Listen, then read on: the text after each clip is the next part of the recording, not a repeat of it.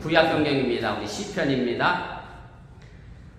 시편 8편 1절 말씀부터 우리 9절까지 우리 한 절씩 교독하시고 우리 9절은 함께 읽겠습니다. 여호와 우리 주여 주의 이름이 온 땅에 어찌 그리 아름다운 주여 주의 영광이 하늘을 덮었나이다.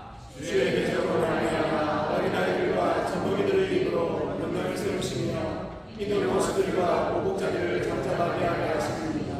주의 손가락으로 만드신 주의 하늘과 주께서 베풀어 두신 달과 별들을 내가 보니 사람이 무엇이기에 주께서 그를 생각하시며 인자가 무엇이기에 주께서 그를 돌보시나이까. 그를 하나님보다 조금 못하게 하시고 영화와 존귀로 관을 씌우셨나이다.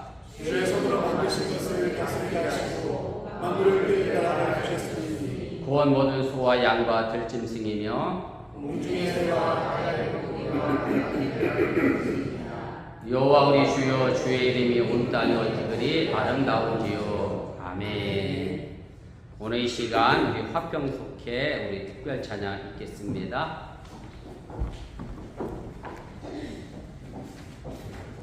우리 김 권사님이 찍어주시면 좋겠네요.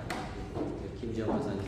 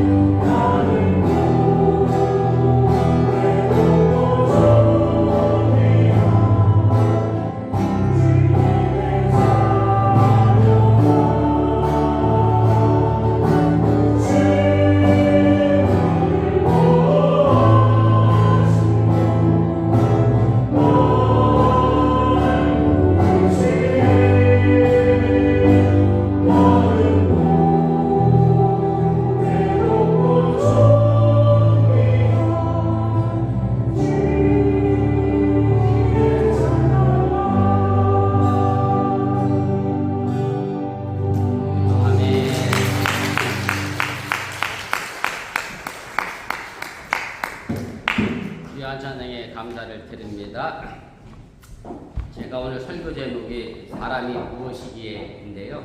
질문을 던졌는데 그 대답은 존귀한 주님의 자녀입니다. 오늘 찬양이 또 딱 맞아서 더 은혜가 됐습니다. 지금 한국에서는 넷플릭스 다큐멘터리가 큰 화제가 되고 있습니다. 물론 저도 이미 봤는데 제목이 이렇게 됩니다.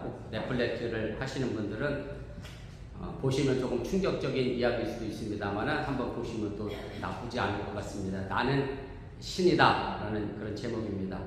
제목에 보여주는 것처럼 한국에서 자신이 신이라고 주장하는 4명의 인물들과 그 뒤에 숨어있는 사건들의 이야기로 총 8부작으로 되어 있고, 가장 먼저 나오는 것이 JMS라고 알려져 있지요. 정명석 교주의 이름을 따서 JMS라고 하는데, 그리고 두 번째 사건은 저도 기억이 납니다만 오디앙 사건의 박순자 씨, 여러분들의 기억을 떠올리자고 하면 천정에서 32명인가 33명이 집단 자살한 사건의 이야기가 있고요.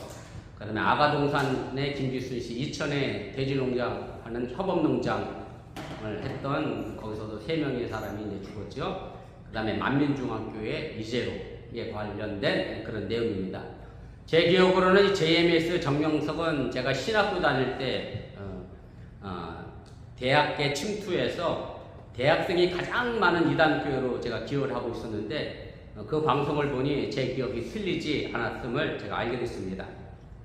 제가 집사람과 함께 이것을 보면서 의문을 가진 것이 하나 있는데, 자신을 신이라고 주장하는 사람도 이해가 안 되는데, 신이라고 주장하는 그 사람을 믿고 따라가는 젊은 지성인들, 또 대학생들도 제가 이해가 되지를 않았습니다. 그리고 그 안에 들어간 사람들이 메시아라고 자처하는 사람의 은총을 얻기 위해서 말 그대로 몸 바쳐, 돈 바쳐, 시간 바쳐 모든 것을 버리는 사람들 자체가 이해가 되지 않았습니다. 이 다큐멘터리 인터뷰를 하는 사람들조차도 그때 왜 자신들이 그 사람을 믿고 따랐는지 이해가 되지 않는다라고 말하는 것을 보면서, 사람이 만물의 영장이고 지성을 가지고 있다고는 하지만 가장 어리석고 약한 것이 또한 사람인 것을 제가 새삼 깨닫게 됐습니다.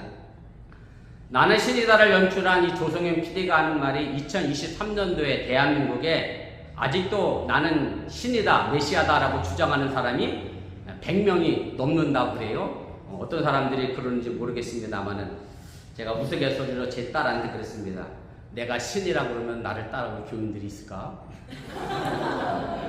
여러분들은 제가 메시아다 그러면 따라올라라 안 따라올라라 궁금하기도 합니다만 아무튼 참 이해가 안 가는 그런 사회 현상을 제가 봤습니다. 그런데 집사람이 제게 그런 얘기를 해요. 메시아라고 주장하는 사람은 많은데 자신이 부처라고 주장하는 사람은 한 사람도 없다는 거죠. 마치 기독교만이 뭐가 잘못된 것처럼 그렇게 보인다, 그렇게 이야기를 했습니다. 그래서 제가 가만히 좀 생각을 해봤습니다. 불교와 기독교의 차이가 아닌가 그런 생각을 했고요. 사실 불교에서 말하는 부처는 신은 아닙니다. 누구나 다 될 수 있습니다. 혹시 불교에 계셨던 분은 알겠습니다만은 흔한 말로 서로에게 뭐라고 인사를 하느냐면 성불하세요 그렇게 인사하거든요.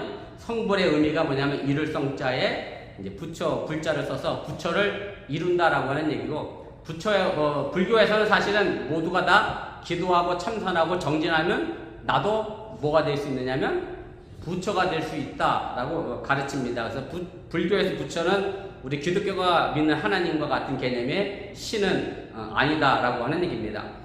그런데 이제 우리 기독교는 이렇게 이야기합니다. 제가 이미 말씀을 드렸습니다만은 성화라는 말을 사용합니다.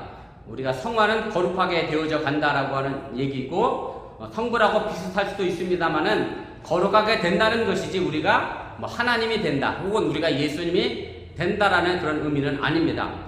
그래서 기독교에서는 사람은 사람이고 하나님은 하나님입니다. 결코 사람이 하나님이 될 수가 없고 사람이 메시아가 될 수 없고 사람이 신이 될 수 없음을 여러분들이 기억하시기를 바랍니다.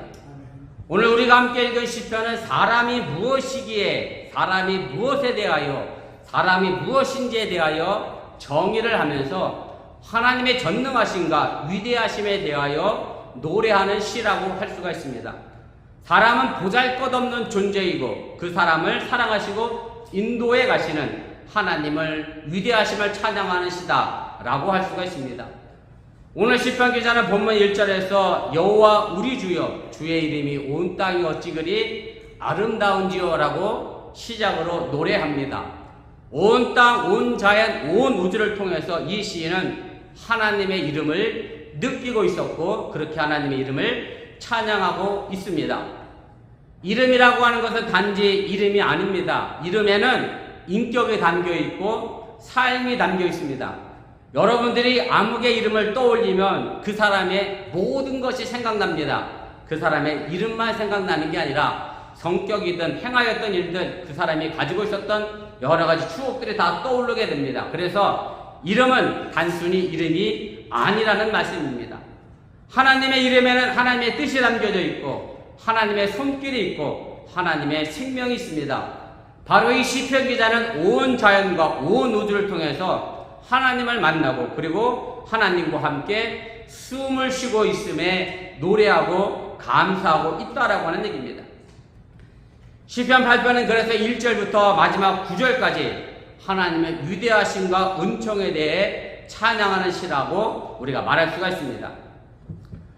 오늘부터 여러분들이 아시는 것처럼 데일라이트 세이빙 타임이 시작이 됐습니다. 우리가 흔히 썸머 타임이라고 부르기도 합니다만은 여름의 시작이다라고 틀리지가 않습니다. 겨울이 얼마 지나지 않았는데 벌써 봄은 사라지고 여름이 된 듯 하지만 여러분들이 지금 세상을 돌아보면 모든 나무에서 새싹이 돋고 이미 꽃도 피고 피고 이미 져가는 나무들도 있음을 우리가 보게 됩니다. 그리고 좋은 계절이라 들로도 가고 산으로도 가고 우리 알라바마는 주로 플로리다, 데이스틴, 펜사콜라, 모빌도 가고 여러 가지 비치로 나가기도 하고 또 해가 1시간 더 길어져서 우리 장군사님이 그러더만요. 요즘이 골프 치기 좋은 계절이에요. 해가 길어졌어요. 골프 치기도 좋은 계절이 됐습니다. 그리고 빛을 나가든 산을 나가든 골프장에 서 있든 푸른 잔디를 보면서 좋다라고 감탄을 할 줄 안다는 것, 그것처럼 사람을 아름답게 만드는 것은 사실 없습니다. 놀랄 줄 모르고 감탄할 줄 모르는 사람, 그리고 뭘 봐도 좋은지 모르고 그저 그런 사람은 마음이 굳어진 사람이고 또 한편으로 생각해보면 영혼의 샘물이 말라버린 병든 사람이다. 그렇게 말할 수가 있습니다. 그런 목사님이 안 계시리라 생각이 됩니다만은 제가 읽은 글에 이런 내용이 있어요. 어느 목사님이 병원에 교인을 신방을 갔습니다. 병원에 환자로 있는 교인을 신방을 갔는데 이 교인이 신방을 하는 내내 목사님이 나쁘다 그러고 우리 교회 같은 교회에 아무개 집사가 나쁘다 그러고 아무개 성도가 나쁘다 그러고 계속 불평과 불만을 쉬지 않고 세상에 대하여 이야기를 늘어놨다고 합니다. 그래서 이 목사님이 병실에서 나오면서 말로 한 게 아니라 속으로 이랬다는 거죠. 이 사람이 조금 더 아파야 되겠네. 아직 뭐를 못 차렸어요? 정신을 못 차렸네 라고 말했다는 얘기입니다. 이 목사님이 말하는 의도는 분명합니다. 병원에 아파 있는 사람이 육신적으로는 아픕니다. 그러나 정신적으로도 건강하지 못하고 아프다는 것을 말하고 있는 겁니다. 사람이 육신적으로는 아플 수는 있어도 정신적으로는 건강하시기를 바랍니다. 정신이 건강한 사람은 육신의 아픔을 이겨낼 수 있는 힘이 있기 때문에 그렇습니다. 꼭 맞는 말은 아니지만 틀린 말도 아닌 것은 정신적으로 건강하지 못한 사람의 문제는 항상 출발을 자기 자신으로부터 시작하지 않는다는 데 있습니다. 쉽게 말씀드리면 나 자신을 들여다보기보다는 항상 남의 탓을 하고 세상 탓을 한다는 말씀입니다. 예를 들어 시어머니와 며느리가 갈등을 하고 있는데 어떤 며느리가 이 시어머니를 위해서 새벽마다 나와서 기도를 했습니다. 그런데 기도하는 동안 내내 이 시어머니와 며느리의 갈등은 점점 더 커져갈 수밖에 없었습니다. 왜냐하면 내가 아닌 남이 변화되기를 원했기 때문에 그렇습니다. 며느리는 시어머니가 변화되기 위해 기도하고 있고 시어머니는 며느리가 변화되기를 위해 기도하고 있고 이렇게 기도한다는 얘기는 이런 전제가 깔려 있습니다. 나는 옳은데 저쪽이 틀렸다라는 전제가 깔려 있기 때문에 그래서 점점 그 갈등의 골은 깊어질 수밖에 없다고 하는 얘기고 남을 이해하려고 하는 열린 마음으로 내 자신을 변화시킬 때만이 비로소 문제 해결의 실마리를 찾을 수 있다는 그런 말씀입니다. 병든 내 자신을 변화시키는 기도를 하기 위해서는 사실 우리는 하나님께 말씀을 드리는 시간보다는 하나님의 말씀을 듣는 시간을 늘려야 합니다. 말하는 기도보다는 듣는 기도가 더 중요하다라고 할 수도 있습니다. 사도 바울의 믿음은 들음에서 난다라고 말했던 말씀이 참으로 소중한 말씀이기도 합니다. 우리는 말씀을 들으면서도 그 말씀이 내가 아니라 꼭 암흑의 누군가가 들어야 한다라고 생각할 때도 있습니다. 그러나 언제나 말씀은 나를 향해 있다는 것을 여러분들이 잊지 마시기를 바랍니다. 이것은 기도도 마찬가지입니다. 물론 우리가 기도를 하나님께 하는 것이긴 하지만 동시에 나 자신에게 하는 기도입니다. 물론 내가 그 기도대로 살지 못함을 우리는 너무나 잘 알고 있습니다. 저도 오늘 기도했습니다마는 저도 그 기도대로 제대로 살지 못하는 것이 사실입니다. 내가 만약 사는 대로 기도한다고 하는 그 기도는 기도라 말할 수 없습니다. 그저 있는 사실을 나열하는 것에 불과할 뿐이다라고 하는 얘기입니다. 기도는 내 손을 담아 그리고 내가 바라는 것을 담아 하나님께 드리는 겁니다. 그러나 먼저 내 자신부터 바뀌고 변화되어야만 우리가 온전한 기도를 할 수 있음을 믿으시기를 바랍니다. 우리가 흔히 기도는 모든 것을 변화시킨다라고 말을 합니다. 그리고 또한 그렇게 믿고 있습니다. 그러나 기도의 본질은 모든 것을 변화시키는 것이 아닙니다. 바뀌고 변화되어야 할 것은 가장 중요한 것은 모든 것이 아니라 먼저 나 자신부터 바뀌어야 그 뒤에 모든 것이 변화되고 바뀐다라고 하는 사실을 여러분들이 믿으시길 바랍니다. 기도는 하나님과의 만남을 통해 나의 거짓됨을 발견하고 참된 나로 거듭나는 일입니다. 성령이신 하나님과 사귀면서 내 속사람이 점점 강건해지고 성장해 나가며 그 성장에 따라 나의 삶이 변화되는 것을 말합니다. 그래서 우리는 기도할 때마다 무엇보다 먼저 하나님과 나에 집중해야 합니다. 어떤 문제에 봉착했을 때 그 문제 안에서 나를 찾아야 하고 내 편에서 변화되어야 할 것이 무엇인가 그 무엇을 하나님께 묻고 그렇게 변화할 수 있도록 내가 노력해야 한다는 사실입니다. 그래야 그 모든 것이 변화되는 것은 그 다음에 문제라는 말씀입니다. 그래서 어떤 분들은 자신이 너무 부족해서 차마 기도하지 못하겠다라고 이야기도 합니다. 그러나 너무나 부족해서 기도하는 것임을 잊지 마시기를 바랍니다. 내가 하나님 앞에 부족하니 그 부족함을 깨닫고 내가 그 부족함을 완전함으로 바꾸기 위하여 기도한다는 얘기입니다. 그리고 내가 나를 바라볼 때 내가 한 말과 내 행동이 생각이 얼마나 부끄러운 것인가를 느낄 때 그것을 통하여 바로 회개도 시작이 됩니다. 이 회개를 통해서 남과 세상에 대한 원망과 불평은 내 안에서 사라지고 몰아낼 수 있음 또한 여러분들이 믿으시기를 바랍니다. 그래서 내가 아닌 하나님의 생각으로 이 세상을 바라보시기를 바랍니다. 그래야 하나님의 뜻으로 사물과 사건을 바라볼 수 있는 눈이 열려지게 된다라고 하는 얘기입니다. 그렇게 되면 우리는 우리 주변의 모든 것들을 통해 하나님의 이름을 발견하게 됩니다. 오늘 시편 기자가 노래했던 것처럼 하나님의 손으로 만드신 하늘의 달과 별과 또 해를 보니 그 속에서 하나님의 이름을 발견하게 됐다라고 오늘 시편 기자는 그렇게 이야기를 합니다. 바로 이런 것을 가지고 우리 일제시대 때 한국 초기 기독교인이었던 다석 유영묘 선생님은 생각이 곧 기도라고 이야기했고 존 맥켈이라고 하는 신학자는 반대로 기도는 생각하는 것이다라고 말하기로 했습니다. 결국 이 생각이 나를 변화시킬 때 우리는 더 이상 모든 만물이 변화되기를 고집하지 않고 그 만물 속에 하나님의 뜻이 있음을 발견하게 되고 하나님과 함께 이 세상을 바라볼 수 있는 눈이 열리게 된다라고 하는 사실을 깨달으시기를 바랍니다. 바로 오늘 우리가 함께 읽은 시편 8편의 시편 기자가 시인이 느꼈던 것을 우리도 느끼게 된다는 그런 말씀입니다. 영국에 철학자가 있습니다. 앤토니 플루라고 하는 이 철학자인데 이 사람은 철저하게 무신론자였습니다. 그래서 그가 쓴 책은 무신론의 교과서다라고 할 정도로 모든 무신론자들에게 통용되는 그런 책을 이 사람이 썼습니다. 그리고 그 신은 너무나 모호한 개념이라고 하면서 완전히 신을 부인했던 사람이 앤토니 플루입니다.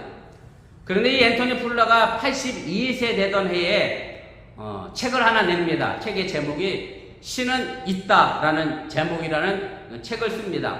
그래서 이 사람이 갑자기 하나님을 믿지 않다가 하나님을 믿게 된 이유로 인하여 많은 사람들이 특별히 무신론자들 사이에서 큰 충격을 이제 주게 됐고, 그럼 이 사람이 왜 갑자기 무신론으로 있다가 하나님을 믿게 됐느냐라고 하면 이렇게 이야기합니다.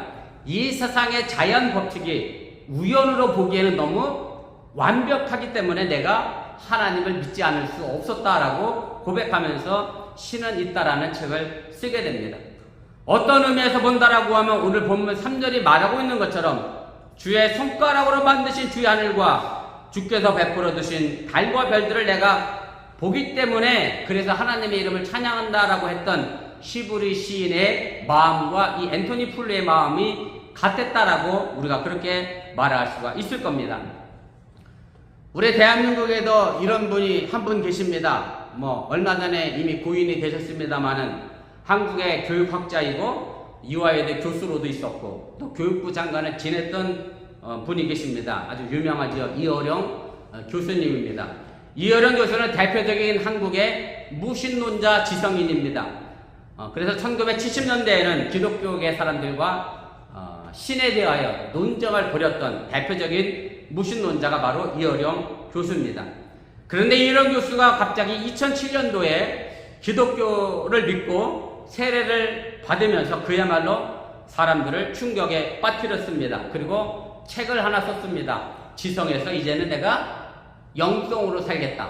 지성이 아닌 영성으로 살겠다라고 하면서 지성에서 영성으로라고 하는 책을 하나 발간을 하게 됩니다. 그리고 그 책 내용을 보면 이렇게 됩니다. 이 내용을 향하여 많은 사람들이 나이를 먹어서 70세가 예수를 믿었으니까 망령이 났다, 노망이 들었다. 영어로 얘기하면 이어령 교수가 알츠하이머에 걸렸다. 이렇게 점잖게 이야기할 수도 있을 겁니다. 그래서 이어령 교수를 만나기만 하면 사람들이 이런 질문을 던졌다는 거예요. 어쩌다가 누구를 믿게 되었어요? 예수를 믿게 되었느냐? 질문은 한 가지인데 묻는 사람들의 말투가 다 제각각 달랐다라고 합니다. 그래서 예수님을 이웃집 강아지 부르듯 하는 안티 크리스천은 이어령 교수에게 경멸하는 투로 어쩌다 예수를 믿게 됐느냐라고 물었고요. 다른 종교를 믿는 사람들은 이왕이면 이어령 교수가 기독교가 아니라 우리 종교를 믿었으면 더 좋았을 걸 아쉽고 안타까운 마음으로 한숨을 쉬면서 물었고, 심지어 친구들은 이어령 교수를 향하여 예수쟁이가 됐다라고 하면서 비웃기도 했다는 얘기입니다. 이어령 교수가 평생 글을 써왔는데 자신에게 한 번도 글쟁이라고 욕하던 사람들이 없었는데 세례를 받자마자 이어령 교수에게 예수쟁이라고 욕하는 사람들이 생겨나게 됐다는 얘기입니다. 그러면서 예수쟁이라고 욕하는 사람들은 스스로 자기가 뭐라고 고백하는 거냐면 나는 욕쟁이입니다 라고 고백하는 것이라 이어령 교수님은 아무 대꾸도 하지 않고 그들에게 화내지도 않았다라고 그 책은 표현을 합니다. 물론 자신이 화를 내지 않은 것은 세례를 받자마자 자신이 성인이 돼서 그런 것이 아니라 자신이 그동안 70평생 살아왔던 삶을 되돌아보면 외롭고 황량한 벌판 같은 삶을 살아왔기 때문에 자신의 예수를 믿지 않았고 하나님을 믿지 않았던 황량했던 삶을 생각해 보면 그 사람들이 생각나서 그 사람들에게 화를 낼 수 없었다라고 말하면서 마지막으로 성경 한 구절을 인용을 하게 됩니다. 마태복음 10장 22절입니다. 우리 함께 읽어보겠습니다. 너희가 내 이름으로 말미암아 모든 사람에게 미움을 받을 것이나 끝까지 견디는 자는 구원을 얻으리라. 그래서 이어령 교수가 예수 믿어 예수쟁이라는 욕을 듣고 사람들로부터 미움을 받았지만 그러나 끝까지 자신이 그 구원을 지켜내겠다 그렇게 다짐을 합니다. 이어령 교수가 갑자기 기독교인이 돼서 세례를 받게 한 사건이 있습니다. 이어령 교수의 딸이 하나 있습니다. 이민아 목사님인데 그때 당시 2007년도에 이민아 목사님이 갑상선 암이 재발됐고요. 그 다음에 설상가상으로 실명의 위기를 처하게 됐습니다. 망막 박리증이라는 질병 때문에 망막이 박리라는 말은 이제 떨어진다는 뜻이거든요. 눈동자에서 망막이 떨어지는 병에 걸려서 실망의 위기에 놓이게 됐는데 그때 이혜령 교수가 하나님께 이렇게 기도를 했다고 합니다.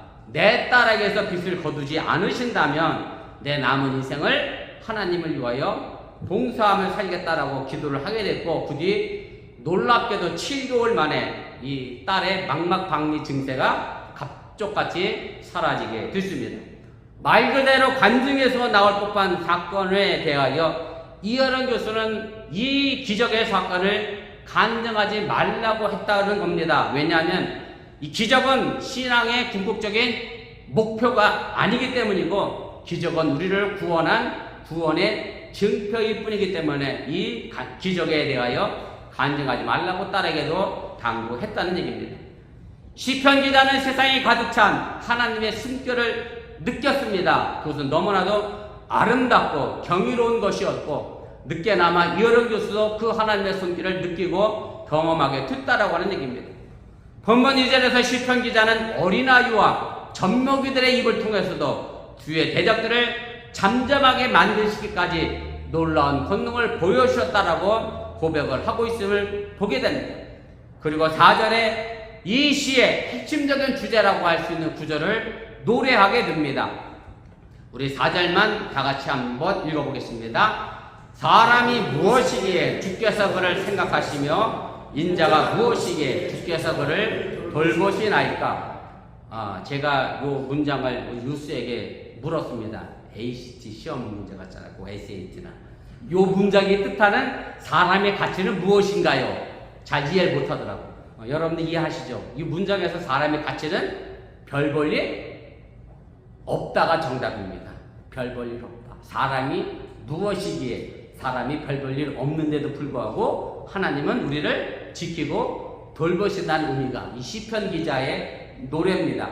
우리가 우리 자신을 돌아보면 하나님의 사랑을 감당할 만한 존재가 되지 못하는 것을 인정하지 않을 수 없습니다. 무지할 뿐만 아니라 욕심으로 가득 차서 욕심의 종 노릇을 하느라고 자기에게 주어진 생명의 값도 못하고 산다고 해도 틀린 말이 아닙니다.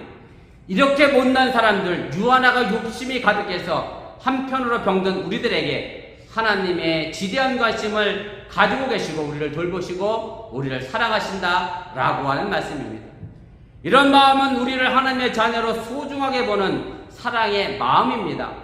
여러분들도 경험이 있으신지 모르겠습니다만 부모는 말입니다. 자녀가 잠을 자고 있으면 자녀의 머리맡을 지나가지 않습니다. 왜냐하면 그 자녀가 잠에서 깰까 그 근처에 가지 않는 게 부모의 마음인데 그렇게 자녀를 키웠는데 그 자녀는 그런 부모의 마음을 알까 모르겠습니다만은 아무튼 부모가 자녀를 사랑해 하는 마음은 그 무엇으로도 표현할 수 없습니다. 부모는 자녀를 사랑함에 있어서 자격이 있어서 사랑하는 것은 아닙니다. 그저 내가 낳은 자식이기 때문에 사랑합니다. 그래서 내가 오늘 하람이한테 물어봤어요. 하람이는 엄마에게 사랑받을 만한 자격을 갖추었냐? 엄마가 바라는 A를 늘 맡고 있나? 엄마가 바라는 게임을 하지 않느냐? 엄마가 바라는 자기 방 청소도 잘하냐? 아마 쭉 물어봤는데 거기에 선뜻 대답하는 뉴스가 한 명도 없었습니다. 부모가 원하는 대로 자녀가 움직이지 않아도 부모는 그 자녀를 언제든지 사랑합니다. 그런데 우리 교회 아이들은 안 그런데 저쪽 교회 아이들은 가끔 이런 자녀도 있습니다. 무슨 자녀가 있느냐면 부모한테 이렇게 얘기한다니까. 나를 놔놓고 나한테 해줄 게 뭐가 있냐 이렇게 따지는 자녀도 있다니까요. 여러분들은 안 해봤죠? 부모님한테. 그러지 마시면 안 됩니다. 사실 자녀는요 부모를 따져요. 부모가 나한테 뭘 해줬지? 그래서 내가 나중에 부모에게 효도해야지. 이게 자녀고 부모는 자격과 상관없이 늘 자녀를 사랑을 하게 됩니다. 하나님은 바로 부모의 마음처럼 우리를 한없이 사랑하십니다. 그래서 우리를 돌아보시면서 본문 5절에 하나님의 사랑의 마음을 이렇게 담고 있습니다. 우리 5절입니다. 다 같이 함께 읽겠습니다. 그를 하나님보다 조금 못하게 하시고 영화와 종기로 관을 씌우셨나이다. 하나님은 우리에게 영화와 종기로 관을 씌워 주셨습니다. 부모가 자식을 너무나 사랑하고 소중히 여기듯이 하나님께서는 사람을 영어와 존귀의 존재로 삼아 주셨다는 말씀입니다. 한낱 먼지에 불과한 우리에게 참나가 누구인지를 알게 하셨다는 말씀입니다. 그러기에 막말을 하고 되는 대로 행동하고 살 수는 우리가 없습니다. 나의 정체성이 영어와 존귀로 관을 씌워진 존재라는 것을 우리가 안다라고 하면 우리는 막 사는 존재가 돼서는 안 된다는 사실을 여러분들이 깨달으시길 바랍니다. 내 존재의 소중함이 하늘로부터 내린 영어와 존귀로 관으로 씌워진 존재인 것을 깨달을 때에 비로소 우리는 내게 주어진 모든 것이 얼마나 소중한 하나님의 작품인가를 깨닫게 되고 노래하게 된다라고 하는 얘기입니다. 그래서 시편 기자는 자연을 감사하면서 6절 8절에 이렇게 노래합니다. 주의 손으로 만드신 것을 다스리게 하시고 만물을 그의 발 아래 두셨으니 곧 모든 소와 양과 들짐승이며 공중의 새와 바다의 물고기와 바닷길에 다니는 것이니이다. 시인은 우리로 하나님이 이 모든 것을 다스리게 하셨다라고 찬양합니다. 마음대로 파헤치고 망가뜨리라고 하는 말은 아닙니다. 적어도 영어와 존귀로 관을 쓴 존재라고 하면 이 세상 모든 만물을 망가뜨려서는 안 된다라고 하는 얘기고, 다만 우리에게 주어진 하나님의 자연과 우주에 대하여 우리가 경이로움을 가지고 바라보시고 잘 돌보고 살피시기를 주님의 이름으로 부탁을 드립니다. 무엇보다 시편 기자는 6절 이하에 우리의 발 아래 둔 것을 나열하는데 그것들은 모두가 다 생명체입니다. 소와 양과 들짐승, 공중의 새, 바다의 물고기, 이 모든 것들은 생명입니다. 살아있는 것들입니다. 살아있는 것들로 살아있게 해야 하는 책임이 바로 우리에게 있다라고 하는 얘기입니다. 하지만 몸을 가지고 있는 우리는 늘 유혹에 직면하게 됩니다. 식욕에 직면하게 되고 색욕에 직면하게 되고 욕심에 직면하게 되고 참 뿌리치기 어려운 유혹들입니다. 잘 참아내다가도 아차하는 사이에 정신이 잘못 나가 잘못 행동할 때가 있는 것이 사실입니다. 그래서 우리의 힘만 의지한다면 백전백패할 수밖에 없습니다. 요한복음 8장 32절에 보면 예수님께서 이런 말씀을 하십니다. 잘 알고 계신 말씀의 내용인데 진리를 알지니 진리가 너희를 자유롭게 하리라, 그렇게 말씀합니다. 그러자 이 말을 들은 유대인들이 예수님께 이렇게 따져 물었습니다. 자기들은 이미 종이 아니라 자유로운 사람들인데 왜 우리를 종 취급하느냐라고 하는 거죠. 진리가 너희를 자유롭게 한다고 하는 얘기는 지금 너희가 자유롭지 못하고 종이라는 전제를 깔고 있는 말이기 때문입니다. 그래서 자신들이 종이 아니라 자유인이라는 근거를 자기들이 아브라함의 자손임을 내세웁니다. 그러자 예수님께서 강한 말로 이 사람들을 야단을 치십니다. 요한복음 8장 39절부터 40절까지 말씀인데 우리 한번 함께 읽겠습니다. 대답하여 이르되 우리 아버지는 아브라함이라니 예수께서 이르시되 너희가 아브라함의 자손이면 아브라함이 행한 일을 할 것이오늘 지금 하나님께 들은 진리를 너에게 말한 사람이 나를 죽이려 하는도다. 아브라함은 이렇게 하지 아니하였느니라.